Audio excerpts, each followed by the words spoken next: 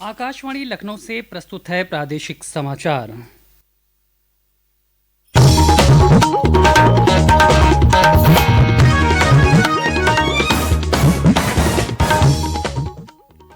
मुख्य समाचार। अगले 2 साल के भीतर 1 लाख युवाओं को पुलिस में नौकरी देगी प्रदेश सरकार। मुख्यमंत्री योगी आदित्यनाथ ने कहा, सरकार की योजनाओं का फायदा उठाकर स्वावलंबी और सशक्त बने नौजवान।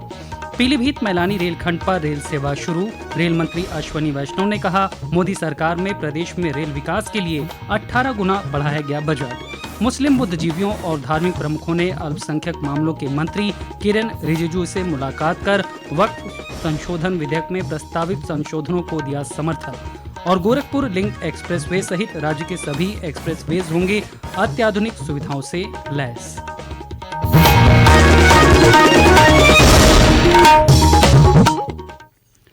नमस्कार, प्रदेश के समाचारों के साथ मैं शैलेंद्र। और अब समाचार विस्तार से।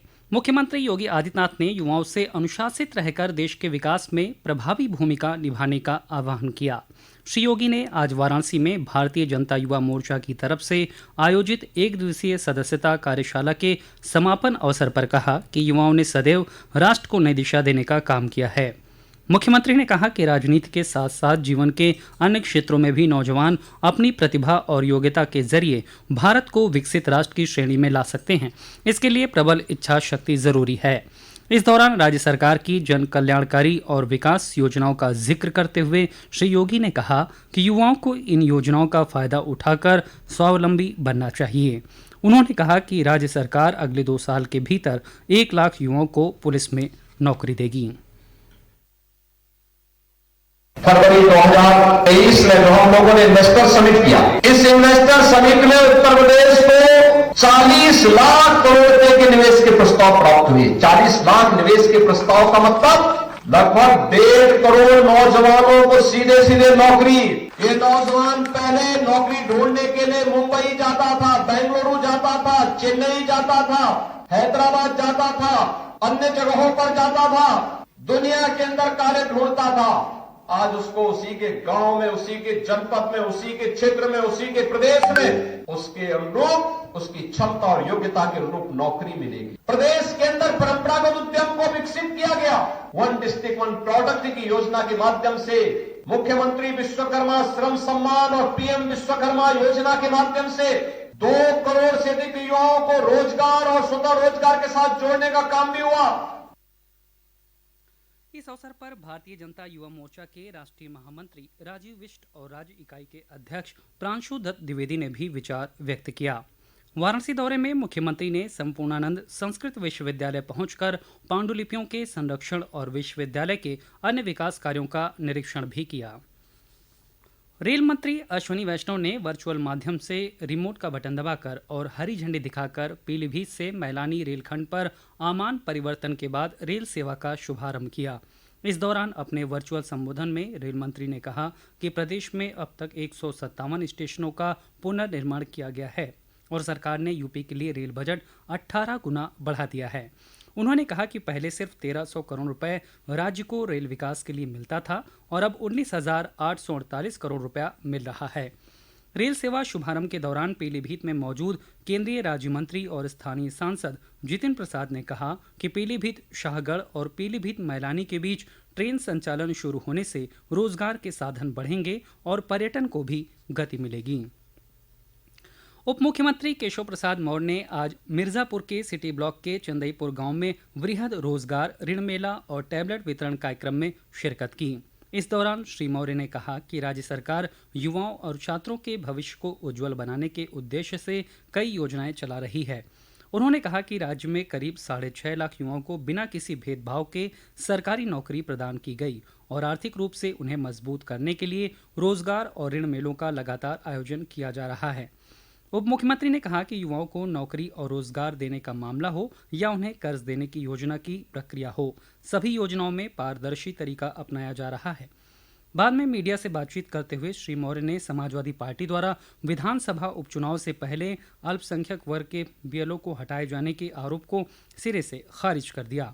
उन्होंने कहा कि समाजवादी पार्टी ने यह आरोप वर्ग विशेष के वोट बैंक को खुश करने के लिए लगाया है। ये समाचार आप आकाशवाणी लखनऊ से सुन रहे हैं। ताज़ा समाचार जानने के लिए आप हमारी वेबसाइट newsonair.gov.in पर लॉगिन कर सकते हैं। इसके साथ ही आप प्रादेशिक समाचारों का ये बुलेटिन हमारे YouTube channel news on AIR Lucknow पर भी सुन सकते हैं। मुस्लिम बुद्धिजीवियों और धार्मिक गुरुओं के एक प्रतिनिधिमंडल ने केंद्रीय अल्पसंख्यक कार्य मंत्री किरण रिजिजू और संयुक्त संसदीय समिति के अध्यक्ष जगदम्बिका पाल से मुलाकात कर वक्फ संशोधन विधेयक में किए गए प्रस्तावों को समर्थन दिया है। प्रतिनिधिमंडल का नेतृत्व अखिल भारतीय सूफी सजादाना शीन परिषद के अध्यक्ष और अजमेर दरगाह के आध्यात्मिक प्रमुख के उत्तराधिकारी सैयद नसरुद्दीन चिश्ती ने किया। प्रतिनिधिमंडल ने विश्वास व्यक्त किया कि समिति वक्फ बोर्ड के कारण देश भर की मस्जिदों के सामने आ रही समस्याओं पर ध्यान देगी। राज्य सरकार उत्तर प्रदेश को उत्तम प्रदेश बनाने के उद्देश्य से एक्सप्रेसवेज को अत्याधुनिक सुविधाओं से लैस करने की प्रक्रिया पर काम कर रही है। इसी क्रम में गोरखपुर लिंक एक्सप्रेसवे को advance traffic management system ATMS से लैस किया जा रहा है। योजना के तहत एक्सप्रेसवे पर यातायात प्रबंधन कमांड सेंटर बनाया जाएगा। इस कमांड सेंटर के जरिए यातायात के अनुश्रवण और प्रबंधन प्रक्रिया को मजबूती मिलेगी।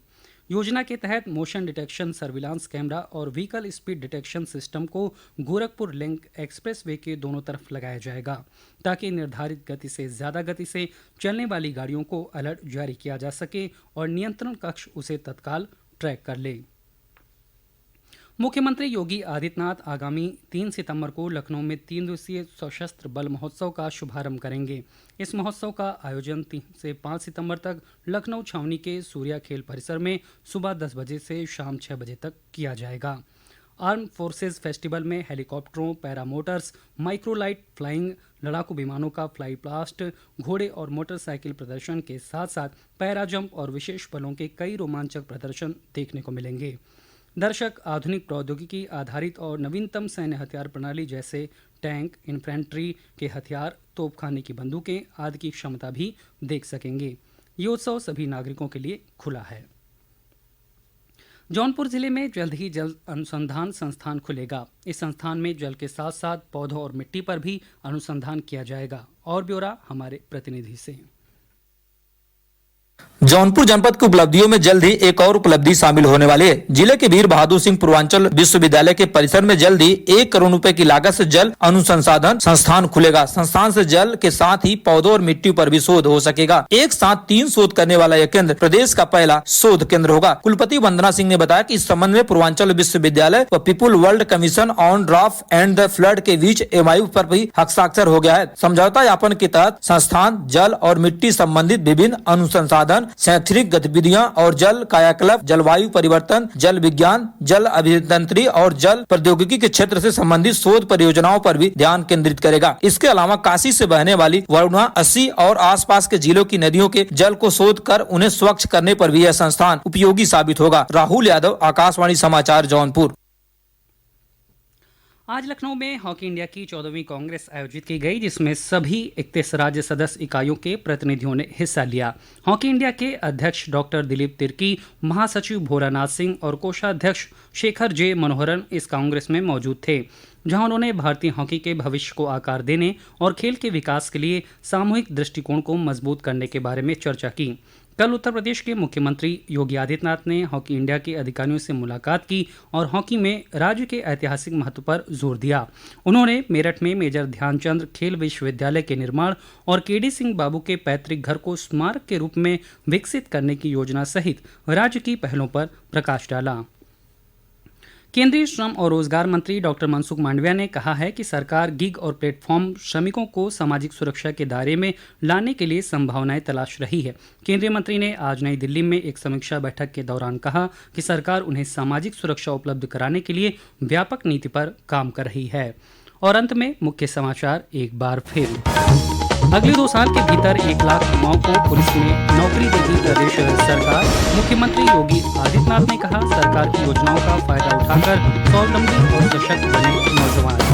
पीलीभीत मैदानी रेलखंड पर रेल सेवा शुरू। रेल मंत्री अश्विनी वैष्णव ने कहा, मोदी सरकार ने प्रदेश में रेल विकास के लिए 18 गुना बढ़ाया गया बजट। मुस्लिम बुद्धिजीवियों और धार्मिक प्रमुखों ने अल्पसंख्यक मामलों के मंत्री किरण रिजिजू से मुलाकात कर वक्फ संशोधन विधेयक में प्रस्तावित संशोधनों को दिया समर्थन। और गोरखपुर लिंक एक्सप्रेसवे सहित राज्य के सभी एक्सप्रेसवेज होंगे अत्याधुनिक सुविधाओं से लैस। प्रादेशिक समाचार के इस बुलेटिन में फिलहाल इतना ही। नमस्कार।